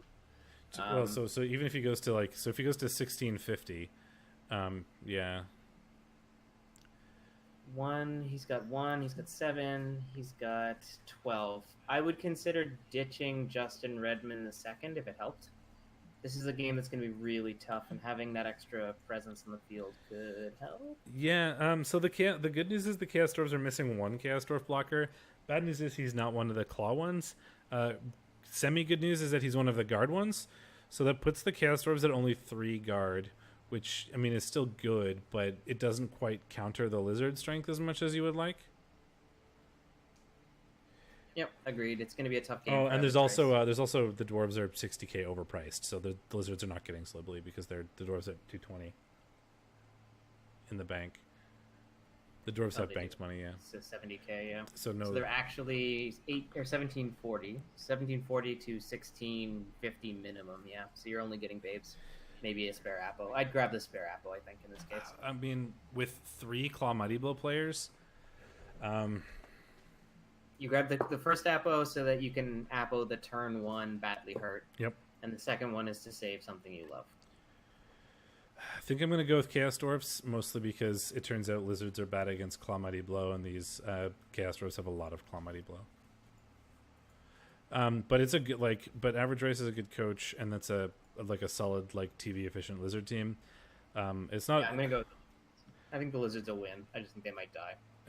Yeah, that's the thing. It depends on how many of them die, right? They can win, they're going to lose players, or if they lose slightly too few players, they're just going to lose, I think. Yep. Then we have Norse versus Underworld. Yep. So the Great Cold Ones, Eisen Mike, playing another stunty team back to back. Yep. With his quite substantial team. He's only got 3 Mighty Blow, but one of them is tackle. He's got a lot of dodge, and the QB squad have 0 tackle, from what I remember. Yep. Only 1 tackle, which is going to be annoying for him, but all the block kind of makes up for that. There's not a lot of Raj or Blodge. Recall that the block piling on Claw Skaven Blitzer, who got niggled, will not be in this game. Out, yeah. He also leveled up and picked up Jump Up, by the way, so now he's piling on Jump Up Claw Mighty Blow block. Niggle. Yeah.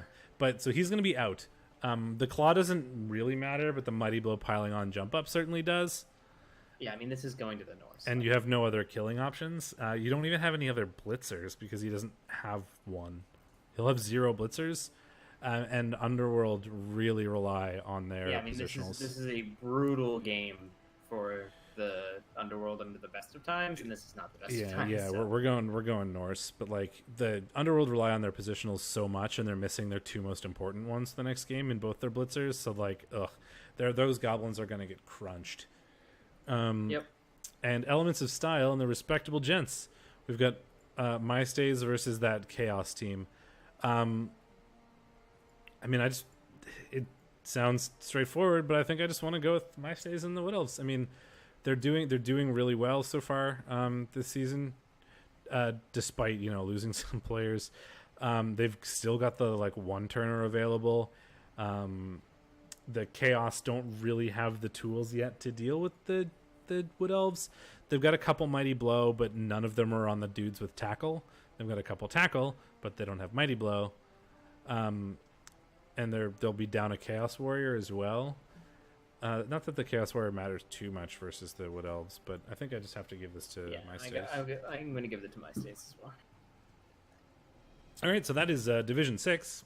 Shall we take a peek over at 7?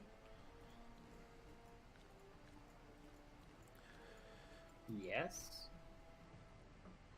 Yeah, but you couldn't have known that he was going to get doubles on the level up before, Simon. Come on. This is very much the Doof point of his thrower. Yeah. See, look, I made the right choice because I got doubles afterwards. See, look, I made the right choice because I got Agi. Yeah, 4 levels later. All right. So here are the matches that have occurred in Div 7 this week. This one is actually going to be surprisingly fast. We only actually had 3 predictions.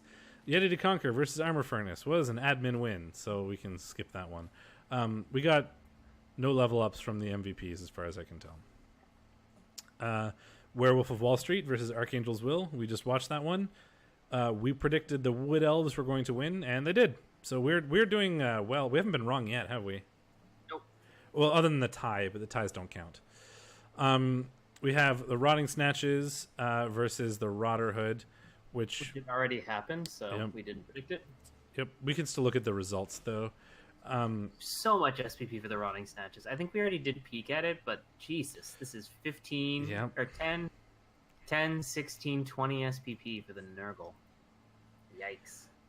44 to 37 blocks, even blocks, but the Rotting Snatches got 6 KOs and 4 injuries, while Galactic got 1 KO and 1 injury. Rotting I feel like that Snatches, really tells the story right there. Yeah, they also just controlled that game, right? Like 68% ball possession versus 6% ball possession. Like that was pretty firmly in the Rotting Snatches' hands the entire time, I think. Yeah, I'm just really surprised that there was an even number of blocks nearly. Yeah. Oh. Supervet is hosting with 4 viewers, which I assume is an auto host, but thank you anyway. Then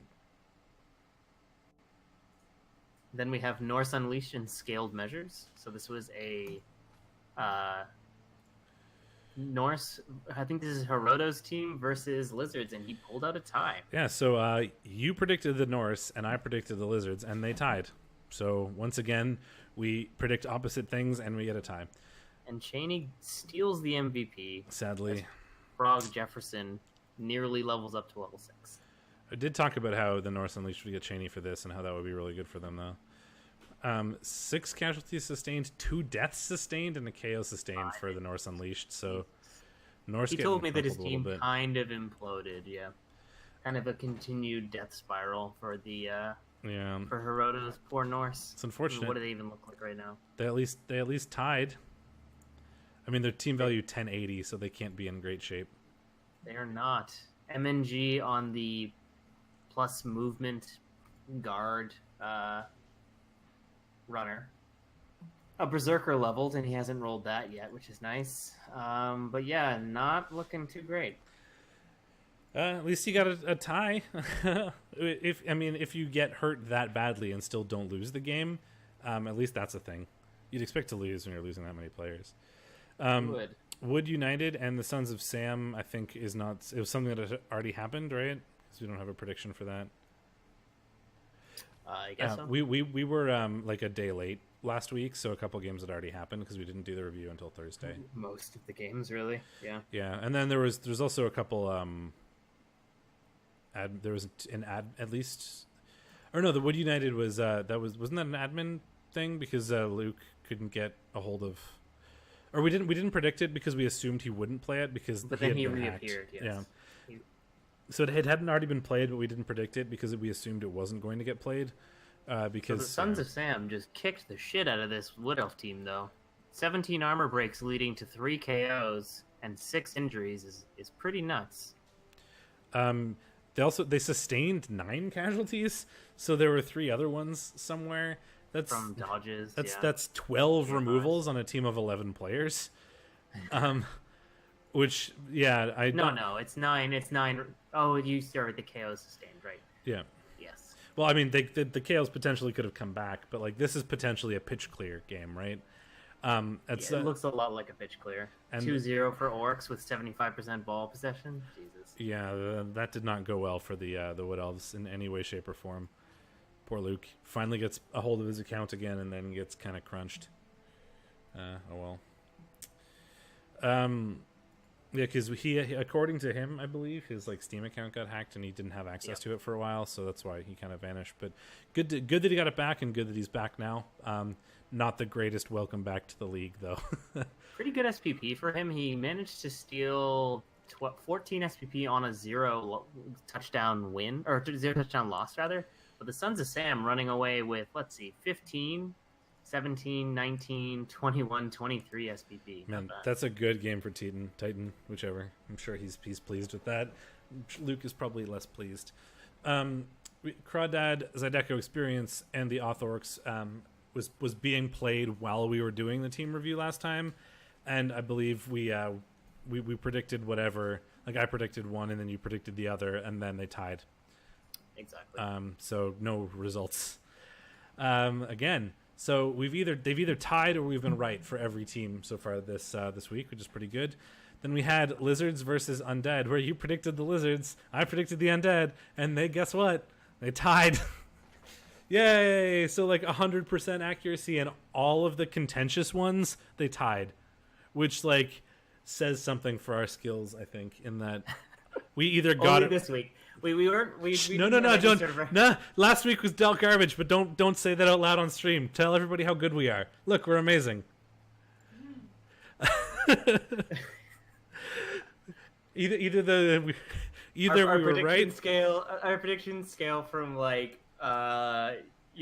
amazing to hot garbage, and we were running hot this week. Yeah. Not in the garbage, but in the fuck I'm done. 1-1 Mesozoic Mighty Men Friendship is Massacre, Cake, Kicking Grad, and Morally. Zombie MVP, Skink MVP, both rookies, both with 0 SPPs that accomplishes nothing. Looks like a fairly even tie, like a hard-fought tie, like even ball possession, 1 KO sustained, 2 casualties sustained, 3 casualties and 1 death sustained.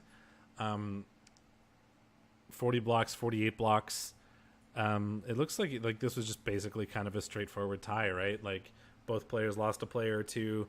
Morally lost a few more than Cake did. But they both probably managed to score on their own drive and ended up in a dead even tie. So yep, it was not too bad. I heard Cake kind of saying there was some shenanigans going on, but I never saw the details of the game. But and after so all those games have been played, so we can so we both gained. So yeah, we both gained 9 points this week, and that's it. So that we both gained 12 points. Yeah, so that will put us at if we both gain 12, I will be at 51 and you will be at 53, because your last week you gained I was ahead by 18 points, and then you got some ludicrous swing last week. You got 20 something to put yourself ahead of me by 2. So we're very close. We got a 5-way tie for first place, which is a thing. That's not a thing you see very often. Cake and Grad, Iron Master, Rock Lobstrosity, Galactic, and Morally are all tied for first, and then Arkangell's Will with Arkangell is just 1 point behind it's them. Still anyone's division. Yeah. All the 2-2 players, all the 3-win players, it's all really, really close. Yeah, there are 8 teams currently. I haven't looked at the matchups yet, so I'm not sure if this is 100% correct, but there are 8 teams that could potentially be in first place next week, depending on how the matches the matches go. Yeah. Because if all of these guys lose, and then one of these guys win, they can jump into first place. But that's obviously not possible if some of these matchups are against each other.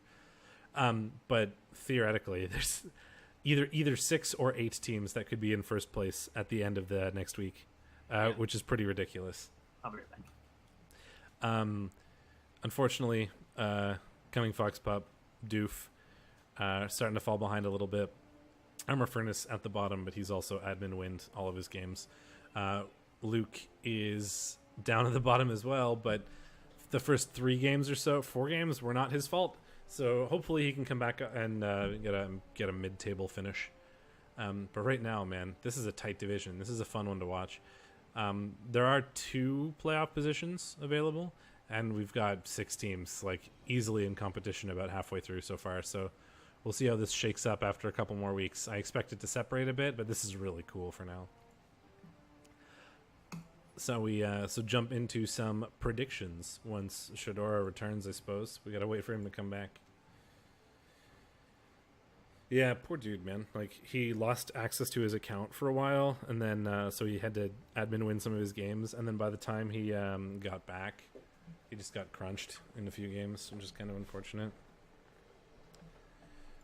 So first up, we have Rotting Snatch and Armor Furnace, which is going to be an admin win for the Rotting Snatches, which is not really something they need considering the shape of that team. They're certainly doing really well. The last thing a 1700 Nurgle team needs is free SPP on potentially good players when so many of them are close to leveling, and a chance to not have any more of your players removed, considering at least one of them is niggled. That's not good for the rest of you in this division, but Tommy Too Tall is probably pretty pleased with it. What's up? I was just talking about how the Rotting Snatch is going to buy this week because Armor Furnace, and that's like the last team that everybody in the division wants to give a buy because they're already 1780 Nurgle, and this is giving them free SPP on potentially good players who are going to have a hard time getting SPP otherwise. A lot of his players are in MVP range, and it's also like a free not lose any of your players game. So that's nice for him, bad for everybody else in the division. Yep, and then we have Hiroto versus Cunning Fox Pup. Yeah, so it looks like Hiroto's got 1080 SB or 1080 TV and 7 players. So he's going to be at least 1100 once this Berserker picks its level. So that means 5 times 50. He's got 250k in loners coming in, so he'll be at least 1350 versus Cunning Fox Pop 1710. So it's another chainy game. He'll be chainy to do the work. He'll be at 200. It's plus 200. He only has 4 loners, right? So he'll be at 1300. Yes, he'll be at 1300, not 1350. So 1300. He gets 410k. That's chainy and some chainy and a wizard if you want, I think. Yeah,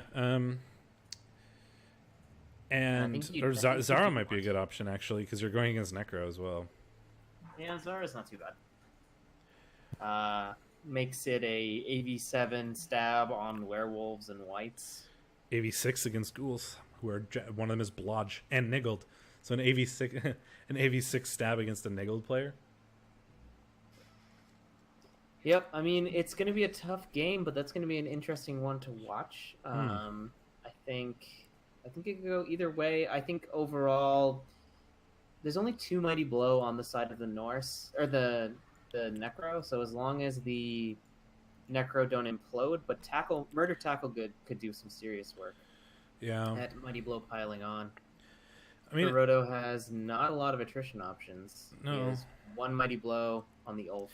Hiroto also has 30k in the bank, so he's down even a bit more than that. So like, yeah, Hiroto has the Ulf. Like the thing is, he's got the Ulf, who's a good player. He's got 2 Berserkers, and one of them is plus Agi. He's still got his kick, dirty player. He's still got the Agi.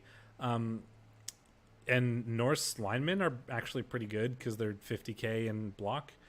You want to make this another contested pick to be spicy? I mean, I don't know. I'm trying to think out loud here.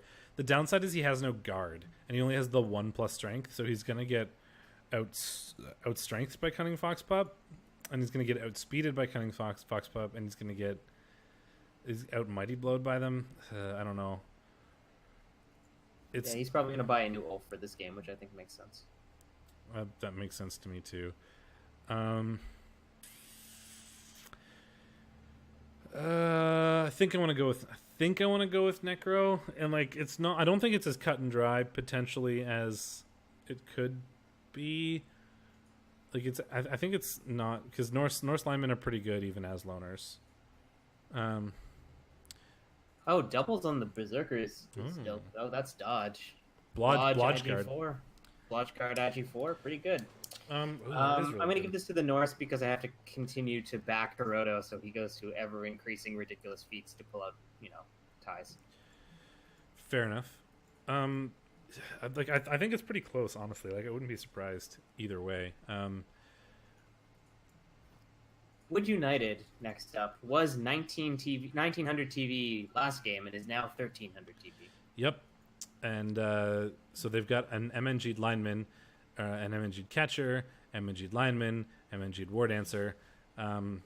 So all of the damage they sustained. Oh, they got niggled actually. The catcher got niggled. Well, they're out for the next game, which is what I care about. Yeah, it's true. But still got the Mighty Blow struck war dancer. Almost all the injuries they sustained from the Orcs were perms, or at least MNGs. That's brutal. But they're going up against Norse, who have a lot of tackle, a lot of Mighty Blow, and several players who have both. Yes, indeed. Norse are a tough matchup for Wood Elves in general. This is Iron Master's team, right? Ready to Conquer? Yeah, I think I want to give this to Iron Master. He does not have Sure Hands? Or am I blind? No, I don't see sure. He does not have sure hands, he does have the one guard, but that's not two, which is what you need to make that So safe. Leaf Blower could do work, but yeah, I'm gonna give this to the Norse. I think. I just think that Drax Pavement Pounder, like Pat J Petrus, like all the tackle that exists is gonna make. There's enough tackle that it could make the mobility for the line or the Wood Elves difficult in and of itself, because they're gonna have to. There's gonna be a lot of dodges away from tackles. Oh, he's got a thrower, right? Duh. Yeah. I never look for the Norse throwers because they're guys. Yeah, yeah. his plus strength, sure hands, Blodge, tackle piece is probably going to be fine. Yeah, and he's got like it's going to be hard to remove the ball from him, and he's got like pretty easy ways to remove Wood Elves and limit Wood Elf mobility with all that tackle. Like I think this goes to Iron Master. Then we have humans, the often underestimated humans from Rock Lobstrosity versus Archangels Wood Elves. Traditionally a tough matchup for the Wood Elves. Humans tend to have the speed to keep up and the mighty blow to punch. Yeah. There is a Blodge sure hands thrower too to keep the ball safe. The humans have not a lot of mighty blow, but they do have a mighty blow tackle piling on blitzer, which is always nice. 3 guards, so the guard is going to make getting the ball away extremely difficult for the Wood Elves. And yeah, I mean, I've seen the writing on the wall. I'm going to go with the humans. Sorry, Archangel, but every time I vote against the humans, I lose. This is a match that matters because humans are one of the teams that are tied for first, and Archangel is solidly second, currently with his record. I just forgot what it was. I need to go look. It is 3-0-2, whereas all the people in first place are 3-1-1. So this is a match that could easily contest the top of the table, certainly. 14-20 humans. The humans are going to get some inducements, and they've got the sure hands to counter the one strip ball, and I think they've got the players to make this hard for the Wood Elves, as long as they can keep away from the tree. So I think I'm going to give this to the humans as well. Sorry, Archangel. We've got the Mesozoic Mighty Men and the Rotterhood, so that's going to be Cake versus Galactic. So Cake and Galactic's Nurgle got beaten up a little bit in that last game. They're missing a guard Rotter, and they're missing their ball-carrying Pestigore with the Agi movement block guy, which is certainly... Tough things to be missing, though not... and in fact, he's armor busted. Yeah. Oh, I saw that come in. That was brutal. I believe in you. Does still have a Claw Mighty Blow, 2 Claw Mighty Blow. This is the problem with the point system, Archangel, that we've implemented. On the one hand, it makes it more like serious for us to predict these matches. Like, we try harder, but on the other hand, we try harder, and I can't just predict people that I like because I got to get those points, you know. Yeah, he's already embarrassing himself. So, Cake versus Galactic. This is a tough matchup for Lizards. The guard being out is big. That makes Galactic only has 2 guards to Cake and Grad's. Where is Cake and Grad? 2 Cake and Grad's 2 guard, but he has more strength. Yeah, which does help a little bit. Yeah. There's. I think this is going to be a tough matchup for the Lizards, though. There's 1 Claw Mighty Blow for the Rotterhood. 2. 1 Claw Mighty Blow block. Sure. 1 and 2 Claw Mighty Blow. It's you pedantic bastard. Slightly less oppressive against lizard. I mean, lizards are bad to Claw Mighty Blow, certainly, but the great thing about like Nurgle, Pestigores, and Chaos Warriors, the Claw Mighty Blow, is that for the most part they can solo 2-die people. You need the assists to 2-die Saurus because they're also strength 4.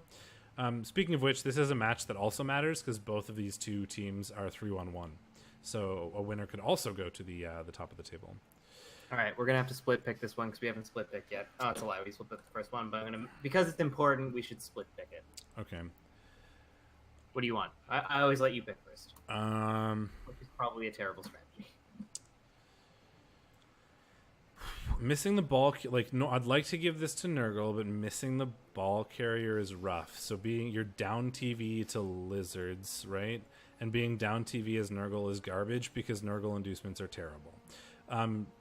They have a bench. 1, 2, 3, 4, 5, 6, 7, 8, 9, 10, 11, 12. They do.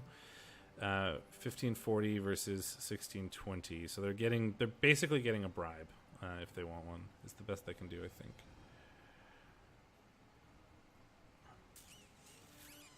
This is really hard. I think I want to go with Nurgle because I think the Claw Mighty Blow might if the Claw Mighty Blow fires, Cake will have a hard time winning, especially if it fires on good pieces. Okay, so you're going with the Nurgle.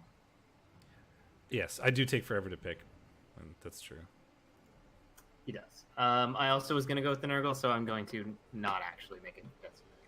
Oh, you're a liar. This just made me spend forever humming and hawing over a thing, and you're wasting everybody's time. This is your fault. Friendship is massacre and skilled measures. Time. I'm wasting it. Yeah, I wouldn't have talked as much if I didn't have to guarantee a good pick. I have seen no historic evidence of any time where you don't talk too much. I said I wouldn't have. I didn't say too much. I said as much. I might have talked less if you were just like, I picked the Nurgle, and then I probably would have been like, blah blah blah blah blah. I picked the Nurgle too, instead of really humming and hawing over it. I think Tristan is yelling at me for being mean to you. Why? From outside? I don't know why she's outside. Why would she just suddenly start to yell at you for being mean to me now? That's not a thing that's new. Couldn't tell you, buddy. Couldn't tell you. Friendship is massacre and scaled measures. So we've got morally, ever present morally. And where are the scaled measures? I can't find them. There they are. Not Nylocks, Lizardmen. So we have 1610 lizards with the stupid Agi 5 skink. The Strength 5 break tackle saurus. Oh dear. Strength 5 break tackle saurus are good. Turns out. And morally, with his also stat freak undead. Morley's doing pretty good this season so far too, with 3-1-1. He is 1600, and skilled measures are 1610. So no real inducements on either side. It's kind of a dead. Oh no, the lizards are up 20k, so they're 10k behind. if that really makes a difference. Does not. It does not at all. Tough matchup for the lizards. Not unwinnable, but the undead team is really strong. The good news is for the lizards that they do have 2 strength 5 players to match up with the undead 2 strength 5 players in the Crocs and the plus true, and they have the guard to keep up at this point. They've got 3 guard? No, only 2 guard to the 3 undead. of 4. Okay, I think I want to give this to Morley. I was going to say the same thing. I think also easy. Give this one to make Morley. This one quick. And the Orcs and the Sons of Sam. So we have a Orc-off? Yeah, that's what I meant. So we've got 1390 Orcs versus 1750 Orcs. Yeah, the Angel of Death got MNG'd in the Wood Elf game, it looks like. That's unfortunate because that's a big one for this matchup. It doesn't matter so much, I guess. Armor 9 everywhere. I think what's more important is the Black Orcs and the Guard, who can sort of outstrength / suppress the other player. And I think Doof has got that one in the bag. He's got 2. Well, actually, he's only got 3 level Black Orcs, 2 with Guard, 1 with Block, and there's only 1, and there's 2 level Black Orcs for Sons of Sam for that matter too, but it's only 1 guard. 3 guard. It's always hard to predict mirror matchups. It is. 3 guard versus 4 guard, it's surprisingly similar in terms of the guard. Slightly more developed Black Orcs for Doof and 200k worth of thrower. 200k worth of thrower, indeed. He certainly gets more agi nonsense done than the monster of Foligno, whatever. I think I still want to give this to Doof. He's got the potential to pull off some more some nonsense with the thrower that kind of makes it hard for Teitan to keep up, and he's got the bench to be fouling and causing damage, where Teitan's going to be... I don't even know what orc inducements are like, because you just never get them. But he does have no bench currently. You can orcs can orcs take Ripper? I think orcs can take Ripper. Can they afford it? Yeah, definitely. Ripper's like 250 or something. He only gets he gets 350. I'm gonna look up. I need to look this up now. I don't remember how much he costs. It's tempting to get a saw, but like against a ton of AV9 and like investing, I assume, a saw and a bribe in a player that could easily, kill itself turn 1. Yeah, Ripper's 270, so he could get the strength 6, big guy, and that would help a lot. Yeah, I would certainly help alleviate the like black orc, because I think a lot of this is going to come down to pitch control, because orcs are going to have a hard time beating on each other. At the start, Doof has the advantage with like the more guard on black orcs rather than on blitzers, because that's strength. But Ripper is going to take away quite a lot of that strength advantage if you elect to go with Ripper. Let's be contentious, and I'll take Teitan on this one, and we can have some something to argue about later. Yeah, Ripper's such a good player, and goblins will often take the Nuffle's Altar thing, so you can get star players for cheaper. They can get Ripper for 220. That's dumb. Especially since goblins often have a lot of inducements. I mean, thankfully, goblins are also dumb. That's it kind of balances out. That's very true. Yeah, so I'll take Teitan. Are you going to stick with Doof? Yeah, why not? Yeah, I think Doof has like technically the advantage, but I think that if Sons of Sam plays well, they can take away that advantage with good inducements. So, and then it comes down to a bit more of a mirror matchup. So let's make this one a fun little contentious thing to take a look at. Damn. Jezebel beat Dwigs. Khemri in our division beat Dark Elves. Oh. So all of the people other than you who were right behind me just lost. Well, it also turns out that I basically MNG'd half of Dwiggy's team, so he didn't really have a whole lot to go up against the Dark. You've just been brutalizing people, man. I thought you were broken. I am. This nonsense. I am, but it turns out to have worked really well against Dwiggy. And then I need one cheese and Oathblow to lose, and then I'll be looking pretty good. Oh, they're playing each other. Right, like this week. Yes. Oh my god! All the people at my heels had to play each other this week while I played the flings. So. Yeah, and I play Oathblow next week, and then I when do I play One Cheese, because I haven't played them yet either. So I play Oathblow next week, and then I play One Cheese the week after. Thank you. Please keep paving the way for you and I, like, breakaway leaders at the top, having to duke it out on week 12. That'll be awesome. I know, but we can talk about our division a bit, right? It's fun. That's hilarious. Get bent. No, I'm just kidding. All the top teams that were in contention for winning this all dropped, other than me and you. And if I keep winning, I will send them all to the bottom, and this will be a 2-player division. Oh man, I doubt I will continue to win, but we will try. Anyway, let's. This is not our division, so we shouldn't, or not what we're talking about. I think that's everything we have to. That's all the predictions, right? Yeah, it is. Yep. So let's bring back up to the title here, and we will thank all the good people for hanging out with us. That's been week 6. Next week will be same bat time, same bat channel, Wednesday, and we will be taking a look at the preview for week 7. We're getting to the point where divisions are starting to shape up a little bit, right? We're about halfway through, and we're seeing some clear leaders in one division, and we're seeing another division where we're about to have some clear leaders. I think we've got like 6 people all tied for first or whatever, so that's got to change at some point, and that'll probably change over the next few weeks. So REL 7 in particular is looking for an exciting couple weeks coming up. We will be next week. We'll be taking a look at all the teams, so we can see some of these broken teams that have occurred from people. Can you have broken Big Chuck a bit more? I have to play him next week, and he's got most of his players been. And I'm sorry. Yeah, I'm second in a 1 playoff ticket div, which kind of sucks. If I keep winning, we'll play. This has the potential for like a really drama-filled REL Week division 12 though, right? showdown. Because if I keep winning and you keep winning, we'll be the contenders for the playoff ticket, and then we play each other week 12. Like, so it'll be like the determiner, and it'll be us, which will be hilarious, I think, right?